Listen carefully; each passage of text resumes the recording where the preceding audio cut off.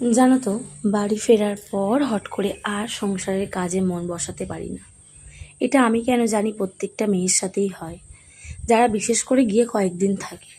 দিনের দিন গিয়ে চলে এলে বা দুদিন থেকে চলে এলে এতটা মন খারাপ হয় না, যতটা কিছুদিন বাড়িতে কাটিয়ে আসার পর হয়। কোনো কিছুই যেন ভালো লাগে না, সব কিছু যেন সেই প্রথমের মতো অচেনা লাগে। যেন মনে হচ্ছে আবার সেই নতুন করে ঢুকছি, সব কিছুই যেন নতুন লাগে। জানি না এরকমটা কেন হয়। থাকি তো বাপের বাড়ি কয়েকদিন, বেশিটা তো শ্বশুরবাড়িতেই থাকি। আর শুধু আমার সাথে না, যে মেয়েরা গিয়ে অনেক দিন থাকে তাদের সাথেই এটা হয়। সত্যি খুব কষ্ট হয়, একদম কিচ্ছু ভালো লাগে না, কোনো কাজ করতে ইচ্ছা করে না। মনে হয় যে শুধু মায়ের কথা মনে পড়ে, ওখানে ছিলাম, এটা করছিলাম, এখন ওটা করছিলাম, কিচ্ছু করতে ভালো লাগে না।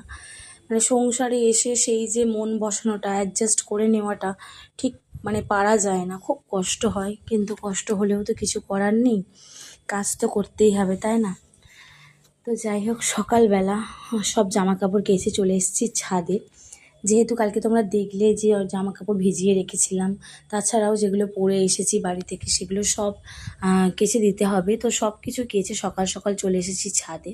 বাবু স্কুলের ব্যাগ ট্যাগ সব একেবারে কেচে দিলাম, যেহেতু আর দুদিন পরে ওদের স্কুল খুলে যাবে। তো তারপরে এদিকে এসে দেখলাম বাবু ঘুম থেকে উঠে পড়েছে। তো ও উঠে পড়ায় আমি কিন্তু বিছানাটা আগে তুলে নিলাম। বিছানা যতক্ষণ না তুলি একদম শান্তি হয় না, যেন ঘরদোর কীরকম একটা দেখতে লাগে। বিছানাটা গোছানো হয়ে গেলে না, ঘরদোরটা একদম পরিষ্কার পরিচ্ছন্ন লাগে। তো বিছানা তুলে এখন নিজের জন্য একটুখানি চা বসাতে চলে এলাম। চা খাবো না, যতবার ভাবি ছেড়ে দেবো ছেড়ে দেবো, ছাড়তে পারি না।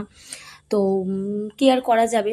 আর মাদার ডেয়ারির দুধও ছিল, জানো তো, ওই দুধটা সবসময় থাকে না ঘরে।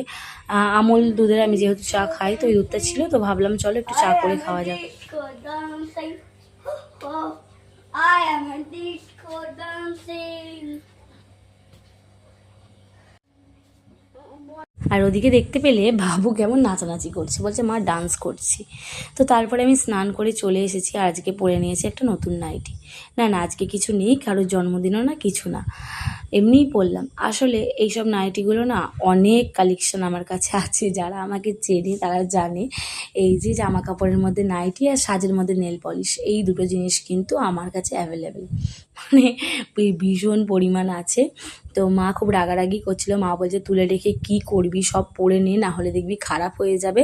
আর সুতির জিনিস থাকতে থাকতে কিন্তু পচে যাবে, যখন পরবি তখন দেখবি বেশি দিন পরতে পারবি না, খারাপ হয়ে গেছে। তো পাল্টে পাল্টে পরে নে। তো মায়ের কথা মতো ভাবলাম যে ঠিকই তো, যদি খারাপ হয়ে যায় তখন কেমন একটা লাগবে, যেহেতু এগুলো আমার খুব পছন্দের।